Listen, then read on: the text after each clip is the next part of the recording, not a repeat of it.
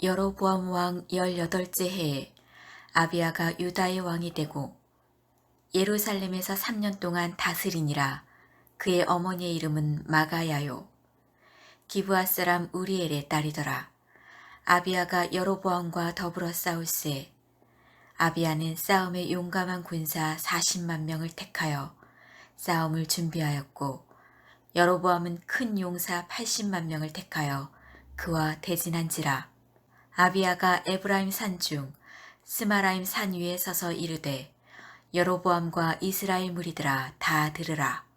이스라엘 하나님 여호와께서 소금 언약으로 이스라엘 나라를 영원히 다윗과 그의 자손에게 주신 것을 너희가 알 것 아니냐. 다윗의 아들 솔로몬의 신하 느밧의 아들 여로보암이 일어나 자기의 주를 배반하고 남봉꾼과 잡배가 모여 따름으로 스스로 강하게 되어 솔로몬의 아들 르호보암을 대적하였으나 그때 르호보암이 어리고 마음이 연약하여 그들의 입을 능히 막지 못하였었느니라. 이제 너희가 또 다윗 자손의 손으로 다스리는 여호와의 나라를 대적하려 하는도다. 너희는 큰 무리요 또 여로보암이 너희를 위하여 신으로 만든 금송아지들이 너희와 함께 있도다.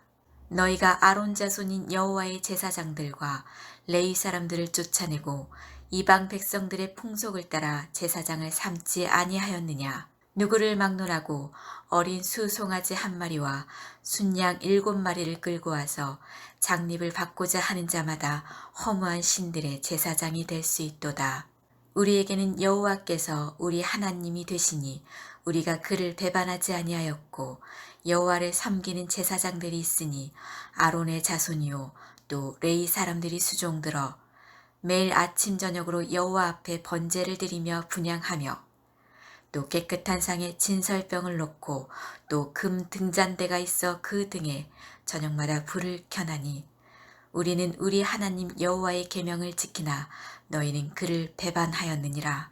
하나님이 우리와 함께하사 우리의 머리가 되시고 그의 제사장들도 우리와 함께하여 전쟁의 나팔을 불어 너희를 공격하느니라. 이스라엘 자손들아, 너희 조상들의 하나님 여호와와 싸우지 말라. 너희가 형통하지 못하리라. 여로보암이 유다의 뒤를 둘러 복병하였으므로 그 앞에는 이스라엘 사람들이 있고 그 뒤에는 복병이 있는지라. 유다 사람이 뒤를 돌아보고 자기 앞뒤의 적병으로 말미암아 여호와께 부르짖고 제사장들은 나팔을 부니라. 유다 사람이 소리지르매 유다 사람이 소리지를 때 하나님이 여로보암과 온 이스라엘을 아비야와 유다 앞에서 치시니, 이스라엘 자손이 유다 앞에서 도망하는지라 하나님이 그들의 손에 넘기셨으므로 아비야와 그의 백성이 크게 무찌르니 이스라엘이 택한 병사들이 죽임을 당하고 엎드러진 자들이 50만 명이었더라. 하나님이 여러분들을 많이 사랑하시고 격려하기를 원하신다는 사실을 꼭 기억해야 합니다. 그리고 여러분들이 알게 모르게 영적으로 성장하고 있다는 것도 알면 더욱 좋습니다. 하나님이 계속해서 여러분을 붙들고 인도하고 계시다는 것을 이 시간을 통해서 말씀드리고 싶습니다. 오늘 본문은 전쟁하는 이야기잖아요. 전쟁이라고 하는 것은 승리자가 있고 패배자가 있죠. 승패라는 것이 피할 수가 없습니다. 근데 패하면은 어떻게 됩니까? 망하는 거죠. 죽음이고 상처고 아픔이고 상실이고 이루 말할 수가 없는 거죠. 더더구나 패배라고 하는 것은 자주 승자의 악한 명분마저 합리화시켜주기 때문에 패자에게는 더더욱 고통이 됩니다. 하지만 반대로 승리하게 되면 주어지는 것이 어마어마하게 많습니다. 사울과 다윗의 시대에는 블레셋과 계속해서 세력 다툼을 벌였는데 다윗의 승리로 끝이 나죠. 그 결과 솔로몬의 평화시대가 오고, 그리고 난 다음에 르호보암이 왕이 되는데 북쪽 10지파가 반란을 일으켜서 남북으로 분단이 되고 말았잖아요. 르호보암은 통치 초기와는 달리 나라가 잘 되고 세력이 강해지고 이렇게 되니까 율법을 버리고 하나님을 떠나게 됩니다. 그래서 결국은 애굽의 바로인 시삭이 유다를 침공해가지고 이때 르호보암이 패전하게 되고 고난의 말기를 보내다가 죽게 됩니다. 그리고 이제 그 다음 왕이 르호보암의 아들 아비야, 오늘 본문에 나오는 왕인데, 이 아비야가 왕이 되어가지고 유다를 3년 동안 다스리고 난 다음에 그 시점에 남북 전쟁이 또 일어나게 되는데, 이것이 오늘 본문의 배경입니다. 근데 이 남북 사이의 전쟁에서 모든 예측을 전부 뒤집고 아비야가 크게 승리합니다. 그러니까 북쪽에 있는 왕 여로보암은 21년 동안 쭉 나라를 다스려 왔거든요. 전쟁 경험도 굉장히 많거든요. 군사도 남유다는 40만 명이고 북쪽은 2배인 80만 명이거든요. 전략적인 면에서도 숫자가 많으니까 앞에 이렇게 대진하여 서고 뒤에다가 복병을 두어가지고 이 아비야가 질 수밖에 없는 그런 전략입니다. 그러나 결과는 완전히 달랐습니다. 오늘 우리는 왜 결과가 달랐는가, 이것을 여러분과 함께 나누려고 하는 겁니다. 근데 여러분, 구약 성경에 이 전쟁 이야기가 많이 나오는데요, 이거는 사실은 영적인 전쟁이라고 하는 것을 알 필요가 있습니다. 다시 말씀드려서 눈에 보이는 것이 다가 아니었다 이 말이죠. 그러니까 오늘 우리도 삶의 영적인 면이 있고, 그거는 눈에 보이지 않고 그 눈에 보이지 않는 세계 속에 전쟁이 있다는 것을 깨달아야 합니다. 성경에 보면 이 전쟁은 혈과 육에 대한 것이 아니라는 겁니다. 혈과 육에 대한 것이 아니라는 말의 의미는 이 전쟁은 사람과의 전쟁이 아니라는 의미입니다. 여러분이 사람과 전쟁을 하시면 절대 안 됩니다. 그리고 사람에게 초점을 맞추면 절대 영적인 전쟁에서 승리할 수가 없습니다. 영적 전쟁은 말 그대로 영적이고 그 배후에 있는 사탄에 대한 것임을 기억합시다. 그러니까 사람과 싸우려고 하고 사람과 갈등을 일으키려고 하는 그 유혹을 여러분 꼭 물리칠 수 있어야 합니다. 하나님이 우리에게 기회의 문을 여실 때는 동시에 사탄도 그거를 방해하기 위하여 사탄의 그 도전이 있다는 것을 깨달을 필요가 있습니다. 그러니까 그게 영적인 전쟁입니다. 그러니까 전쟁은 필수적이죠. 왜냐하면은 하나님은 기회의 문을 여시려고 하고 사탄은 그거를 방해하는데, 우리는 그 하나님 의지에서 나아가는데 사탄이 자꾸 막잖아요. 그러니까 전쟁이 일어날 수밖에 없는 거다 이 말이죠.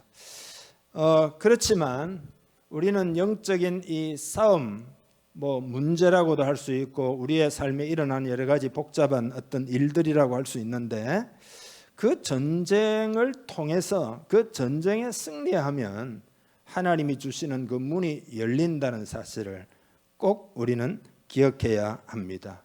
그리고 어려운 일이 여러분에게 닥칠 때는 반드시 이길 생각을 해야 됩니다. 이길 생각을 해야 됩니다. 전쟁은 반드시 이겨야 됩니다. 지면 안 되는 거라 이 말이죠. 하나님의 부름을 받고 하나님 나라를 향하여 순례자로서 살아갈 때 여러분이 사탄의 도전이 있기 때문에 어려움이 있다는 것을 염두에 두어야 됩니다. 성경 구절을 보겠습니다. 같이 읽죠. 제자들의 마음을 굳게 하여 이 믿음에 머물러 있으라 권하고, 또 우리가 하나님의 나라에 들어가려면 많은 환난을 겪어야 할 것이라 하고. 아멘. 예수님을 영접하고 난 다음에 천국 진주문에 들어서는 그 여행길이 아주 쉽기를 기대하는 사람들이 많이 있습니다. 그렇게 쉬우리라고 생각하기 때문에 어려운 일을 만나게 되면 많이 당황을 합니다. 정상이 아닌 일이 벌어졌다고 놀라워하고 두려웠답니다. 이건 정상이 아니야. 이거는 이상한 거야. 내가 예수를 믿고 하나님 뜻대로 살려고 하는데 왜 이런 일이 생기나? 그런 생각이 듭니다. 그러나 방금 읽은 말씀에 보면은 하나님 나라에 들어가려면 많은 환난을 겪어야 할 것이라, 고난을 통과해야 된다. 그 밑에 있는 것도 읽어보죠. 사랑하는 자들아, 너희를 연단하려고 오는 불시험을 이상한 일 당하는 것 같이 이상히 여기지 말고, 이상히 여기지 말라. 요 생각이 중요합니다.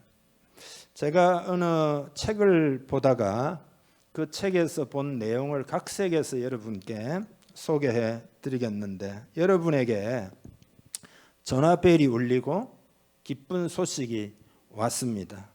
경품에 당첨이 되었는데 북유럽을 3주간 여행하는 패키지 상품에 당첨이 되었습니다. 여러분 하니까 마음에 안 와닿을 누구를 좀, 김주현 집사님하고 조영태 집사님, 이제 전화를 받았어요. 3주간 북유럽을 여행할 수 있는, 믿을 수 없는 행운이 온 거죠. 그래서 막 춤을 추고 난리가 났어요. 그림에서나 보았던 푸른 언덕과 능선이 연상이 되고 한가로이 풀을 뜯는 소, 양, 그림 같은 집들이 막 눈에 보이는 것만 같아요. 이 모든 일이 현실이라니 믿어지지가 않아요.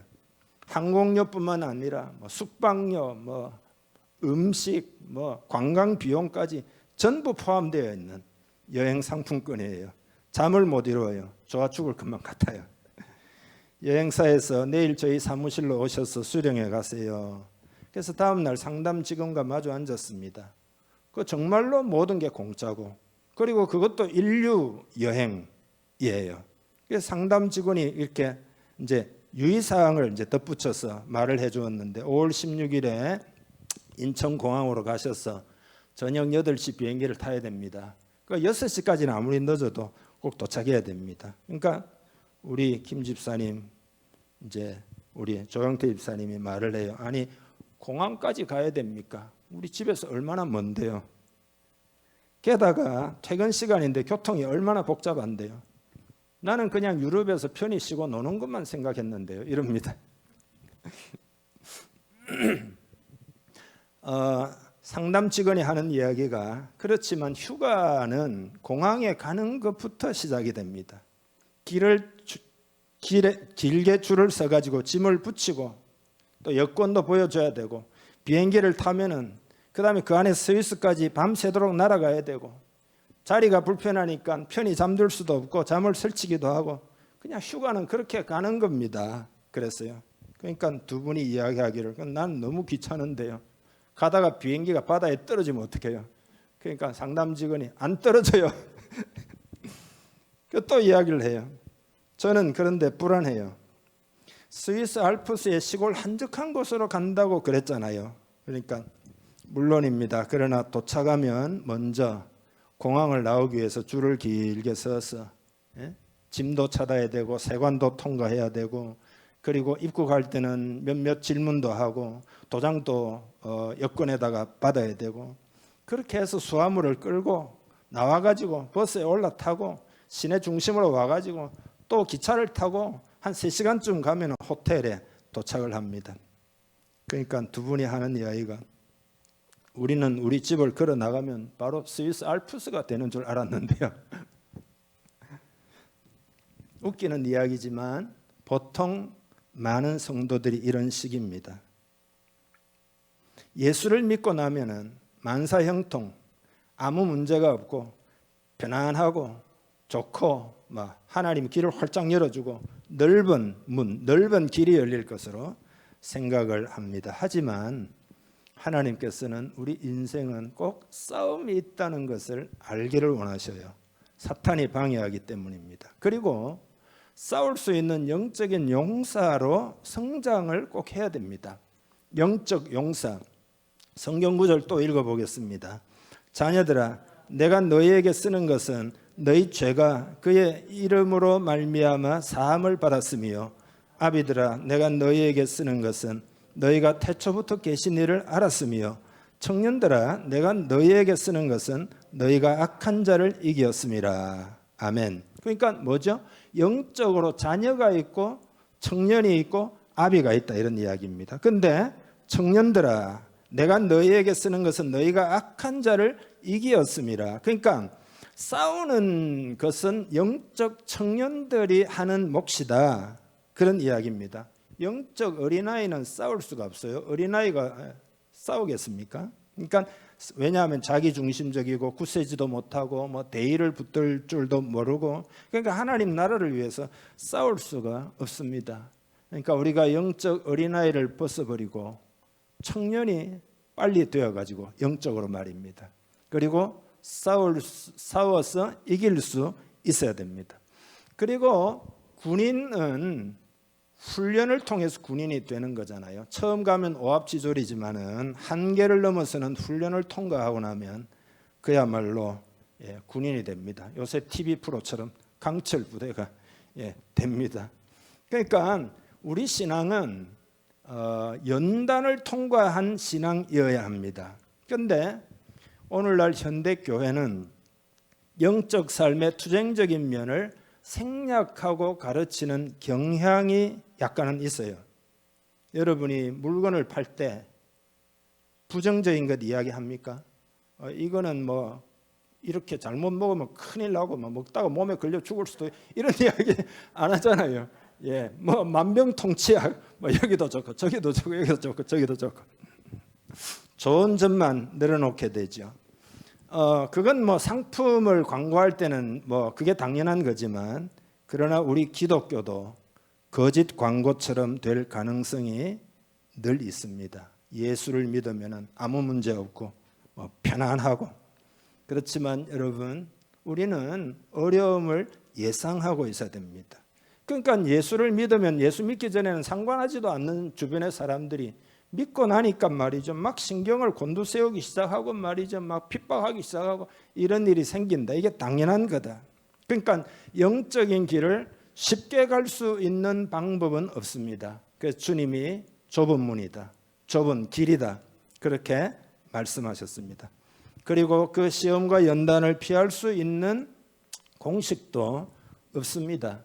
그러니까 여러분, 이것은 여러분이 아이고 큰일 났구나 실망하라고 말씀드리는 게 아니고, 축복이 바로 앞에 있으니 소망을 굳게 잡고 싸워서 승리하라는 이야기입니다. 예수님이 이미 십자가 부활로 승리하셨기 때문에 싸우기만 하면, 잘 싸우기만 하면 우리는 승리할 수 있다는 것을 기억해야 됩니다.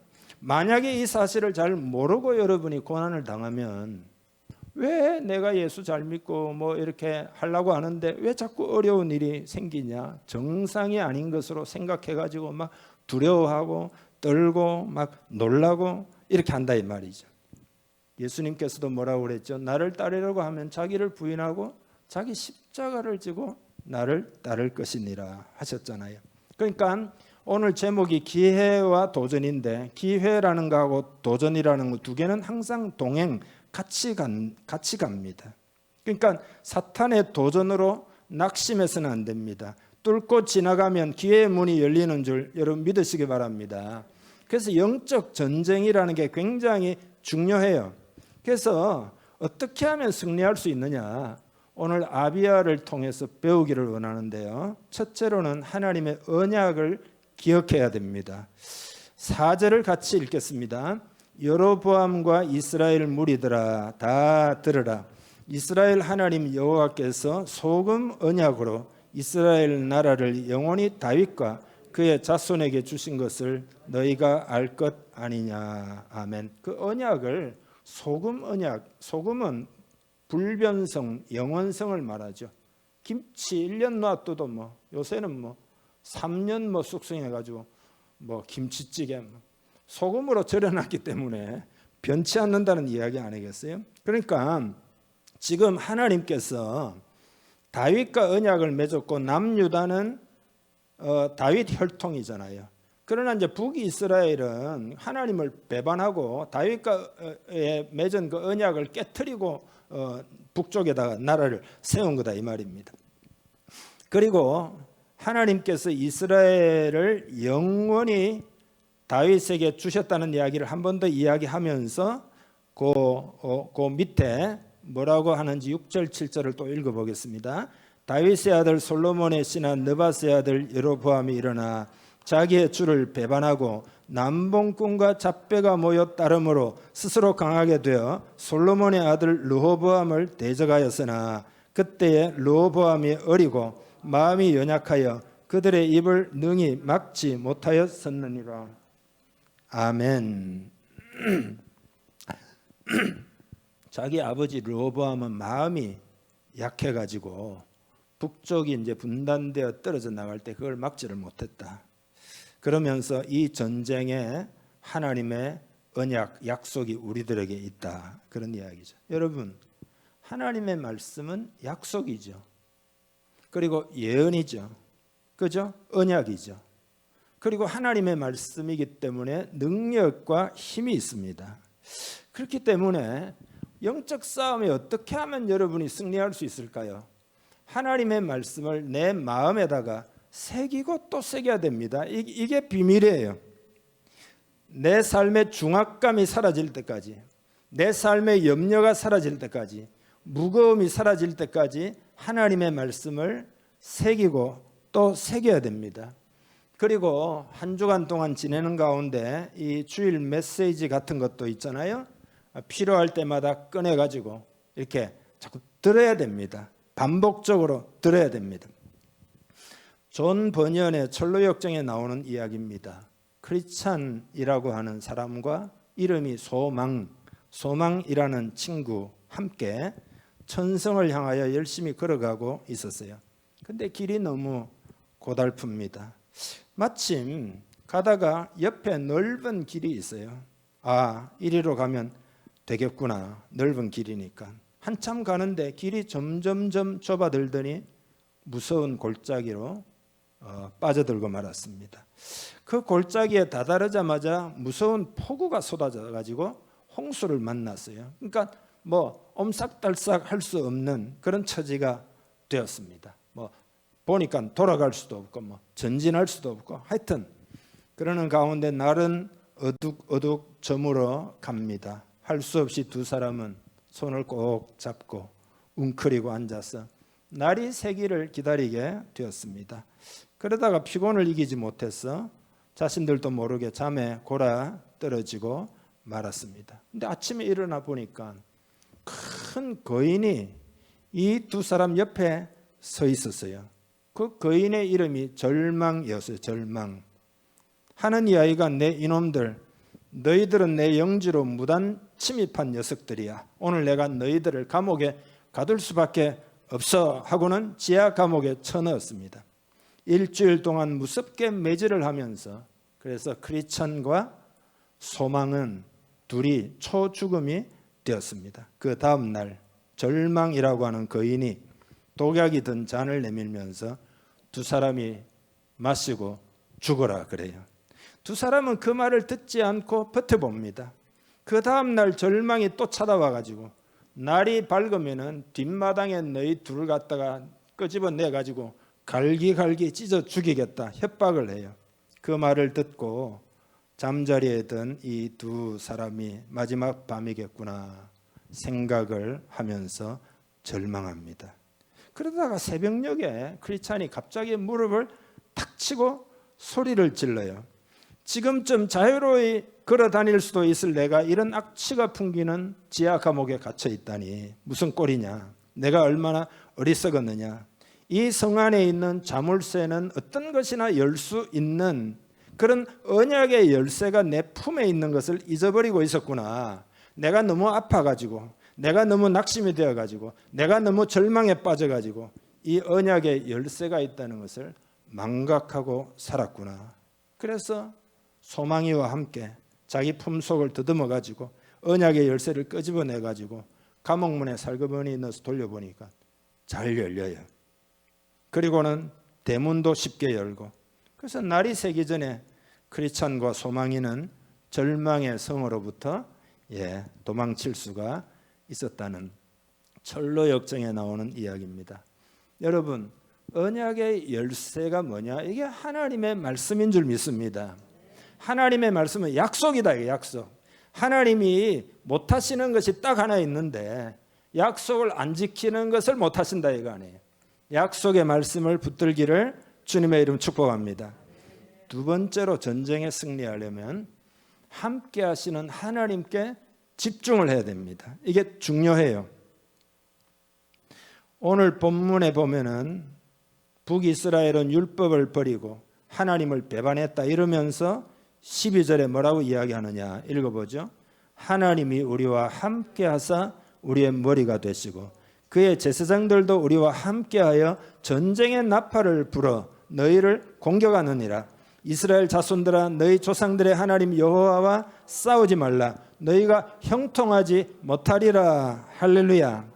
아비야가 연설을 통해서 우리와 싸우는 것은 하나님이 우리와 함께하기 때문에 여호와 하나님과 싸우는 것이니까 절대 너희는 형통할 수 없기 때문에 그냥 물러가라 라고 지금 말을 하고 있습니다.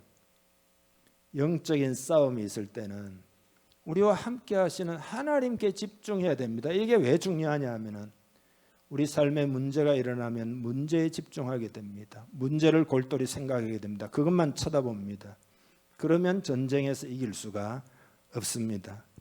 데이빗 리빙스턴이 아프리카의 그 사역을 다 마치고 어떻게 그 모진 고난을 극복하고 승리할 수 있었습니까?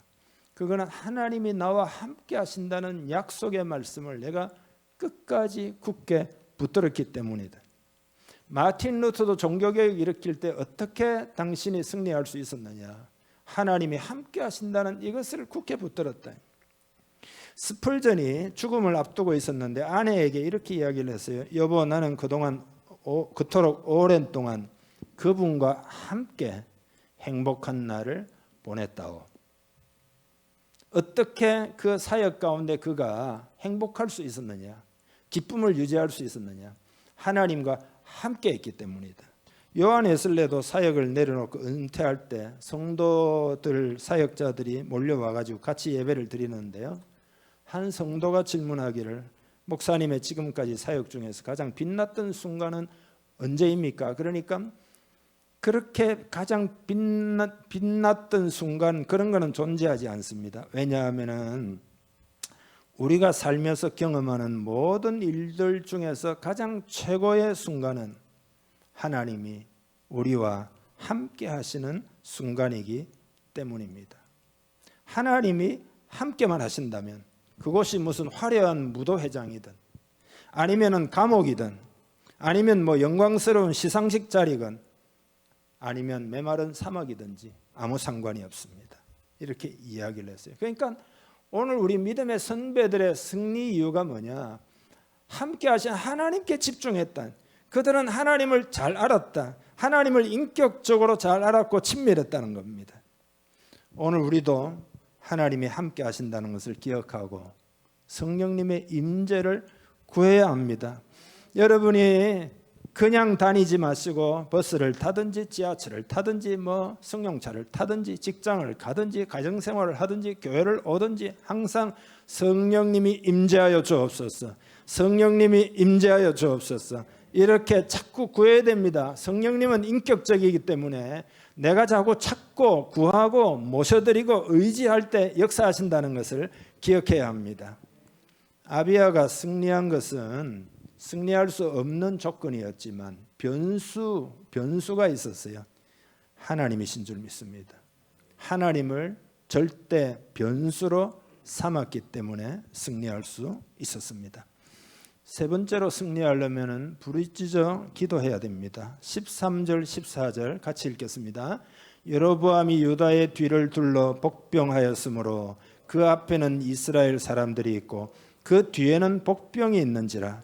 유다 사람이 뒤를 돌아보고 자기 앞뒤에 적병으로 말미암아 여호와께 부르짖고 제사장들은 나팔을 부니라. 아멘.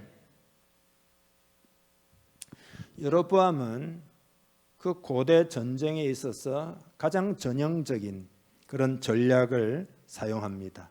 앞에 대진하고 뒤에 복병을 두고 그 상황을 보고 유다는 여호와께 부르짖고 제사장은 나팔을 불었다는 겁니다.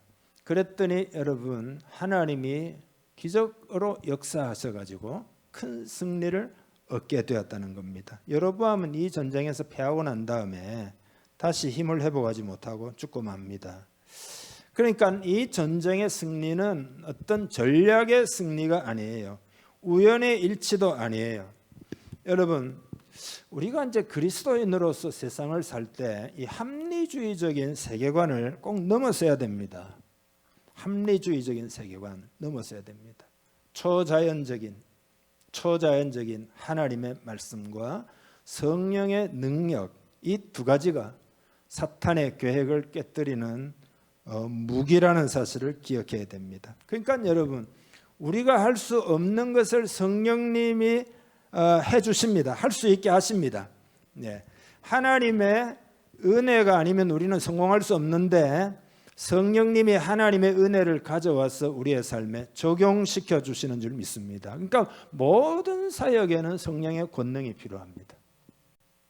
설교를 하든지 무슨 기도를 하든지 무슨 여러분이 사업을 하든지 다 성령님의 권능이 필요해요.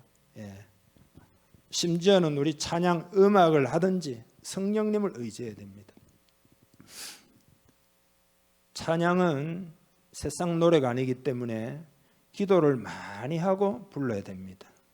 기름 부음 받은 찬양으로 우리의 마음을 유쾌하게 할 때 우리는 승리할 수가 있습니다. 사탄은 기쁨과 정반대편에 서 있다는 것을 알아야 합니다.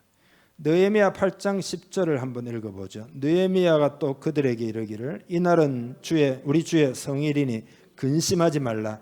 여호와로 인하여 기뻐하는 것이 너희의 힘이니라. 아멘. 찬양을 하면서 여호와로 인하여 기뻐해야 된다. 여러분의 삶에 어려운 일이 많이 있을지라도 주일날 교회 와서는 여호와를 인하여 기뻐하며 찬양하면 악한 영이 떠나가게 될 줄 믿습니다.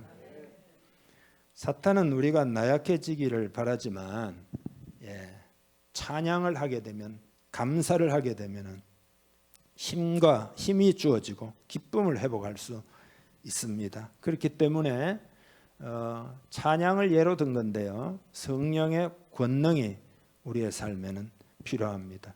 하나님으로부터 능력을 받아서 여러분 일하고 가정도 돌보시고 세상도 살아가시고 문제도 극복하시고 사업도 하시고 주의 사역을 그렇게 하실 수 있기를 바랍니다. 성령의 권능을 사모해야 됩니다. 하나님의 능력을 부어 주옵소서. 기름 붓는다는 말이 뭐죠? 기름 붓는다. 기름칠하면 잘 돌아가잖아요. 성령의 권능을 붓는다는 이야기입니다. 그러면 잘 돌아간다라는 것입니다. 그리고 우리에게는 은사들이 있는데 찬양하고 감사할 때 은사가 부릴듯 일어나게 됩니다. 그러니까 여러분, 우리는 영적인 공동체가 되어야 됩니다. 오늘 이 시대에 교회마다 다 영성을 회복하기를 하나님이 간절히 원하십니다. 그리스도인은 삶의 이 본질이 초자연적이에요. 그러니까 신앙생활은 인간의 힘으로 하는 게 아니에요. 여로보암은 스스로 강하게 해서 전쟁했다는 거잖아요.